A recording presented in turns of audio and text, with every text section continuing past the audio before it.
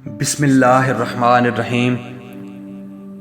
معزز ناظرین گرامی، ہم آپ کو آپ کے اس چینل قدرت وائس میں خوش آمدید کہتے ہیں اور امید کرتے ہیں کہ آپ سب خیر و عافیت سے ہوں گے۔ ناظرین گرامی، ہمارا آج کا موضوع ہے خلیفہ ہارون الرشید اور ایک بہلول نامی بزرگ کی ملاقات۔ ناظرین گرامی، یوں تو یہ ایک عام سی ملاقات معلوم ہوتی ہے، لیکن یہ ایک بڑی سبق آموز ملاقات تھی جو کہ تاریخ کا حصہ بن گئی، اور ہم امید کرتے ہیں کہ آپ اس واقعہ کو سننے کے بعد ضرور لطف اندوز ہوں گے اور راحت محسوس کریں گے۔ ویڈیو کو آخر تک ضرور دیکھیں۔ مزید بات کرنے سے پہلے ہماری اپنے معزز ناظرین سے گزارش ہے کہ اپنے اس چینل قدرت وائس کو سبسکرائب کر لیں تاکہ ہماری مزید آنے والی ویڈیو آپ کو بر وقت مل سکے۔ ناظرین گرامی، ہارون الرشید ایک بادشاہ تھا اور اس کی رعایا میں ایک بزرگ تھے جن کا نام بہلول تھا، اور یہ بزرگ بڑے نیک اور ایک درویش انسان تھے، اسی لیے ہارون الرشید ان کا احترام بھی کرتا تھا۔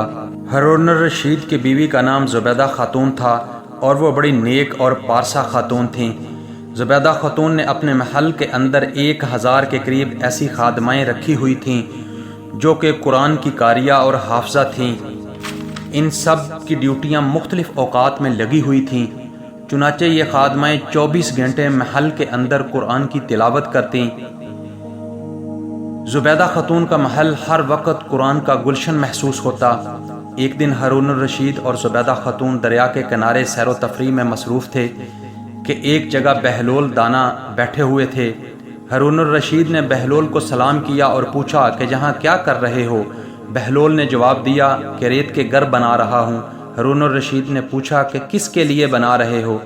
بہلول نے جواب دیا کہ جو آدمی اس کو خریدے گا میں اس کے لیے دعا کروں گا کہ اللہ رب العزت اس کے بدلے میں اس کو جنت میں گھر عطا فرمائے۔ ہارون الرشید نے اس گھر کی قیمت پوچھی۔ بہلول نے کہا 1 دینار۔ ہارون الرشید ایک دیوانے کی بات سمجھ کر وہاں سے چل دیے۔ اس کے پیچھے زبیدہ خاتون آئیں۔ اس نے بہلول کو سلام کیا اور پوچھا کہ بہلول یہاں کیا کر رہے ہو؟ بہلول نے جواب دیا کہ ریت کے گھر بنا رہا ہوں۔ زبیدہ خاتون نے کہا کہ کس کے لیے بنا رہے ہو؟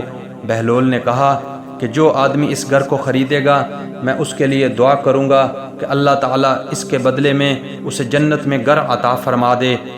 زبیدہ خاتون نے پوچھا کہ اس گھر کی قیمت کیا ہے؟ بہلول نے کہا 1 دینار۔ زبیدہ خاتون نے بہلول کو 1 دینار دیا اور کہا کہ میرے لیے دعا کر دینا۔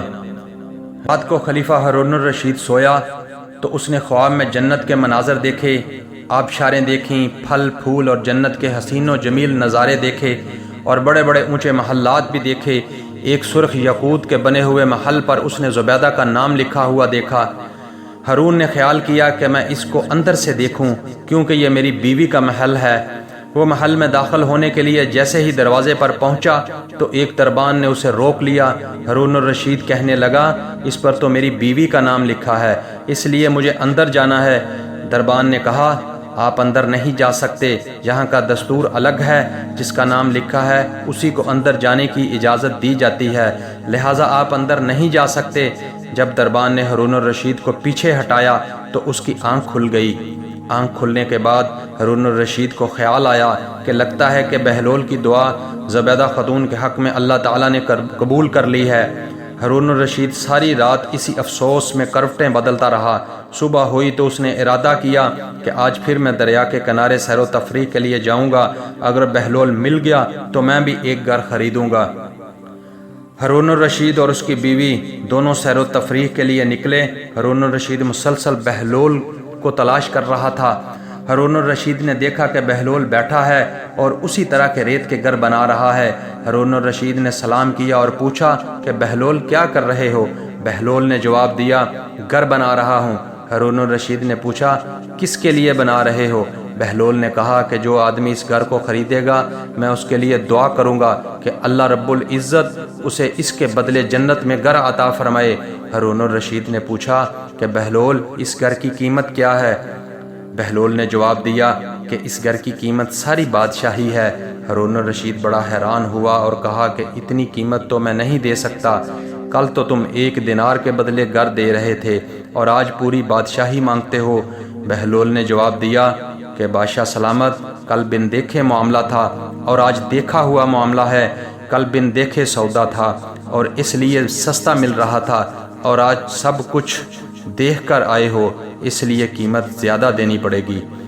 ناظرین گرامی، ہماری مثال بھی کچھ ایسی ہے کہ آج ہم نے اللہ تعالیٰ اور اس کے رسول صلی اللہ علیہ وسلم کو بن دیکھے مانا تھا، اس لیے جنت بڑی سستی ہے، لیکن جب موت کے وقت آخرت کی نشانیاں دیکھ لیں گے تو اس کے بعد پھر اس کی قیمت ادا نہیں کر سکیں گے، جیسا کہ سورہ معارج میں ارشاد باری تعالیٰ ہے۔